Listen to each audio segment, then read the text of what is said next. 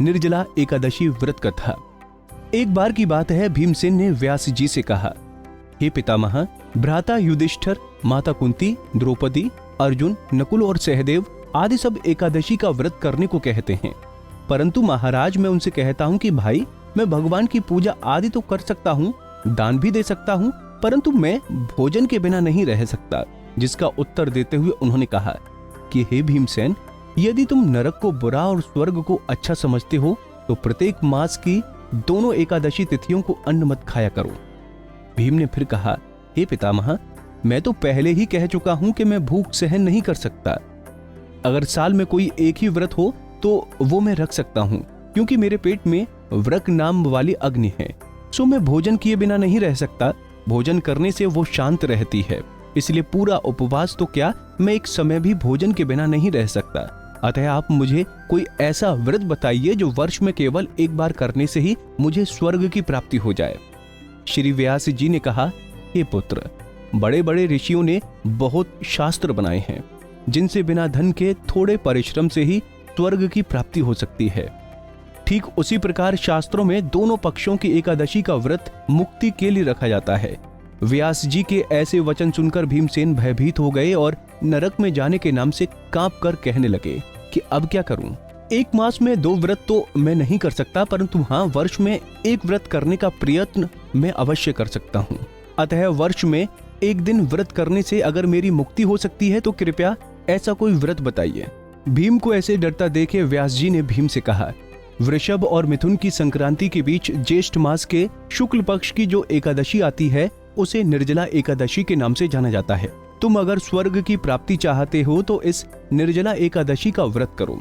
इस एकादशी के व्रत में स्नान और आचमन के अलावा जल वर्जित होता है, तो वहीं आचमन में 6 मासे से अधिक जल नहीं होना चाहिए, अन्यथा वो मद्यपान के सदृश हो जाता है। कहा जाता है कि इस दिन भोजन नहीं करना चाहिए, क्योंकि भोजन करने से व्रत नष्ट हो जाता है। व्यास जी के अनुसार अगर इस एकादशी को सूर्योदय से लेकर द्वादशी के सूर्योदय तक जल ग्रहण न किया जाए तो समस्त एकादशी तिथियों के व्रत का फल प्राप्त होता है।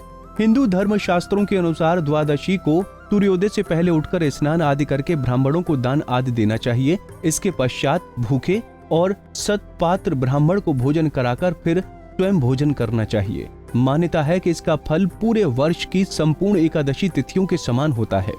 आगे व्यास जी ने भीमसेन से कहा कि इस व्रत के बारे में मुझको स्वयं भगवान ने बताया है। इस एकादशी का पुण्य समस्त तीर्थों और दानों से अधिक है। व्यक्ति द्वारा केवल एक दिन निर्जल रहने से तमाम पापों से मुक्ति मिलती है। जो जातक निर्जला एकादशी का व्रत करता है, ऐसा कहा जाता है कि उन्हें मृत्यु के समय यमदूत आकर नहीं घिरते, वरन भगवान के पार्षद उसे पुष्पक विमान में बिठाकर स्वर्ग को ले जाते हैं।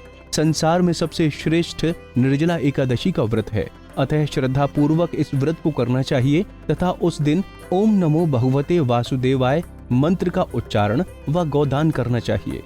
धार्मिक कथाओं के अनुसार इस प्रकार व्यास जी की आज्ञा अनुसार भीमसेन ने इस व्रत को किया, अतः इसलिए इस एकादशी को भीमसेनी या पांडव एकादशी भी कहते हैं।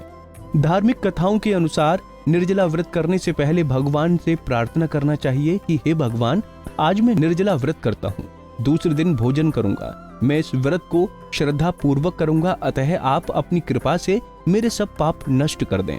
ज्योतिष शास्त्र के अनुसार इस दिन जल से भरा हुआ एक घड़ा वस्त्र से ढककर स्वर्ण सहित दान करना बेहद लाभकारी माना जाता है।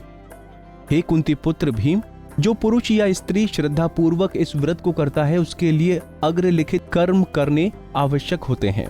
प्रथम भगवान का पूजन, फिर गोदान, ब्राह्मणों को मिष्ठान व दक्षिणा देनी चाहिए, जल से भरे कलश का दान करना चाहिए। इसके अलावा इस दिन अन्न, वस्त्र, उपहान यानी जूती आदि का दान करना लाभदायक होता है।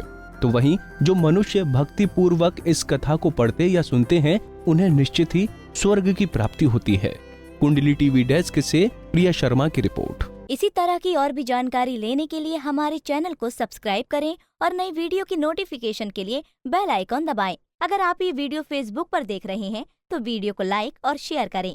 साथ ही अपनी राय कमेंट बॉक्स में जरूर बताएं। धन्यवाद।